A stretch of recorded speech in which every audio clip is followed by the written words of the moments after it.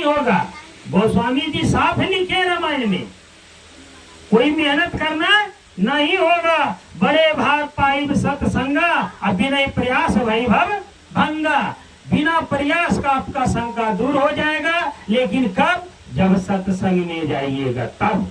जब तक नहीं हम आप सत्संग में जाएंगे, हम आप इस बात को नहीं समझ पाएंगे कि हम जिस धन के लिए, जिस दौलत के लिए हमने अथक मेहनत किया है, अथक परिश्रम किया है, ना जाने इस दौलत के लिए हमसे कहाँ गलती हो चुकी है, जायज और नाजायज हो चुका है। हम आप भूल करके उस धन को इकट्ठा करने में लग गए। लेकिन एक दिन ऐसा समय आया मेरे भाई कि हमारा आपका शरीर से जीवात्मा निकल गई, धन यूं पड़ा रह गया, हमारी शरीर वहां पड़ी रह गई, और हमारा कर्म के अनुसार मेरी जीवात्मा को 84 में डाल दिया गया। उस समय ना तो मेरे बच्चे काम आए, ना तो मेरे रिश्तेदार काम आए। मेरे गुरु महाराज समझाते हैं कि सत्संग में जाने से भ्रम दूर हो जाएगा। अब तुमको वहां ज्ञान मिलेगा कि हम कौन ऐसा चीज इकट्ठा करें जो ले जाएं।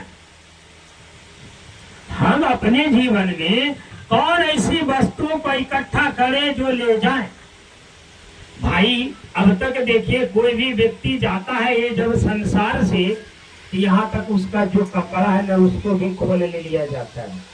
भालो जब तक ये शरीर में जीवात्मा है, महंगी महंगी और खूबसूरत कपड़ा पहना दिया जाए, लेकिन जब ये शरीर से जीवात्मा निकलेगी, उसके बाद ये शरीर से वो कपड़ा उतार लिया जाता है, और वही गज मीटर जो पतरा बोलता कफन है ना, उसी को ढक दिया जाता है। और वो भी हम आप जब श्मशान तक जाते हैं तो वो भी राख में मिल जाता है। तो हमारे आपके साथ जाता क्या है? मेरे गुरु महाराज समझाते कि देखो बच्चा, कभी विचार करके देखो ये शरीर तुमको क्यों मिला है। अरे शरीर है क्या? गोस्वामी जी साफ लिखते हैं रामायण में, ये शरीर क्यों है? बड़े भाग मानुष तन पावा, बड़े भाग मानुष तन पावा।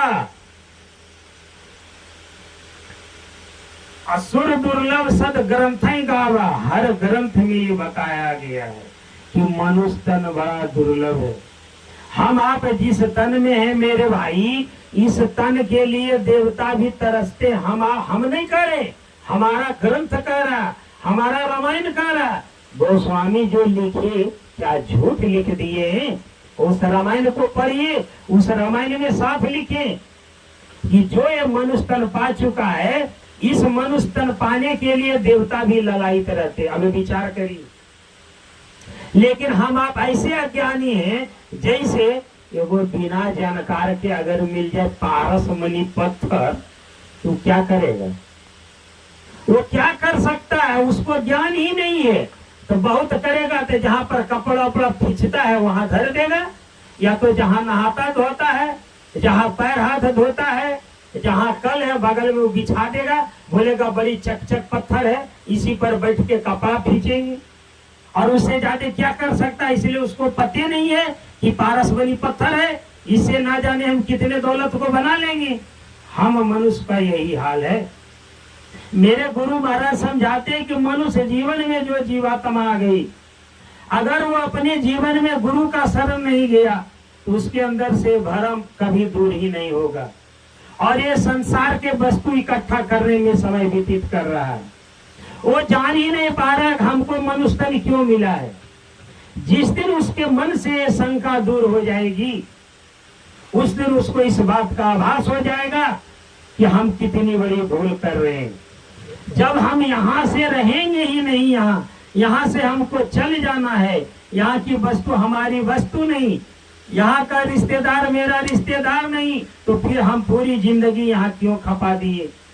हम जहाँ जाएंगे कुछ लेके जाएंगे ही नहीं, तो बड़ा मुश्किल है। इसलिए हमको आपको ये शरीर क्यों मिला है, ये विचार करने की चीज है। और हमारे ग्रंथ में इसका साफ दर्शाया है। गोस्वामी जी रामायण में साफ लिखे हैं, लेकिन हम आप कभी उस रामायण को पढ़ने की कोशिश नहीं किया, और पढ़ा भी तो उसके अर्थ, उसके भावार्थ को हमने उल्टा लगा लिया, अपने मन से लगा लिया। इसका जो सही अर्थ होगा हम उसके पास कभी गए नहीं। अरे भाई, इसका अर्थ तो वही बता सकते हैं ने जिन्होंने इसके शब्द को अपने जीवन में अनुभव किया है। जो वैसे संत महात्मा जानकार हैं वही इस चौपाई का अर्थ सही बता सकते हैं, और ऐसे हम लोग अपने मन से अर्थ लगाएंगे तो अनर्थ हो जाएगा।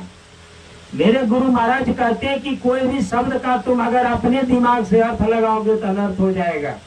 इसलिए तुम्हारे मन के हिसाब से वो कविता नहीं लिखी गई है, तुम्हारे मन के हिसाब से वो चौपाई नहीं लिखा गया है। वो चौपाई लिखने वाले गोस्वामी जी हैं, और गोस्वामी जी ऐसे नहीं लिखे। कब लिखे? जब उन्होंने साधन में गया, ध्यान में लगाया, और ध्यान में जब उनको उस मालिक से, उस राम से दीदार हो गया, तब इन्होंने इस चीज को उन्होंने दर्शाया है, ऐसे नहीं दर्शाया है। जब उनको इस बात का दीदार हो गया तब उन्होंने दर्शाया। उस रामायण में साफ लिखते हैं, साधन धाम मोक्ष कर द्वारा, साधन धाम मोक्ष कर द्वारा, अपाय न जे पर लोक सवारा। अब सोचिए, ये शरीर हमको आपको क्यों मिला है? साधन है मेरे भाई, लेकिन हम आप इसको क्या किए? कभी समझा ही नहीं। हम आप इस संसार के वस्तु इकट्ठा करने में रह गए। जैसे इसको समझिए कि अगर अभी हमको जमुई जाना है, तो बोलिए जमुई जाना है और हमारे पास एक मोटरसाइकिल है, तो हम मोटरसाइकिल से जमुई जाएंगे। ये मोटरसाइकिल मेरा क्या हो गया? साधन, व्यवस्था। इसके साधन से हम जमुई जा सकते हैं। ऐसे ही गोस्वामी जी साफ लिखे रामायण में, ये मनुष्य तुमको मिला है साधन। कहाँ का? धाम का। साधन धाम मोक्ष कर द्वारा।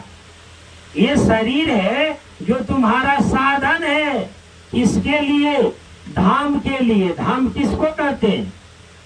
घर, मंदिर, जहाँ जो रहता है उसको धाम बोलिए, मंदिर बोलिए। अब विचारिए कि हमारा आपका जीवात्मा यहाँ का है ही नहीं। हमारा आपका जीवात्मा उस सतलोक का वासी है, और हमको आपको ये शरीर मिला है साधन।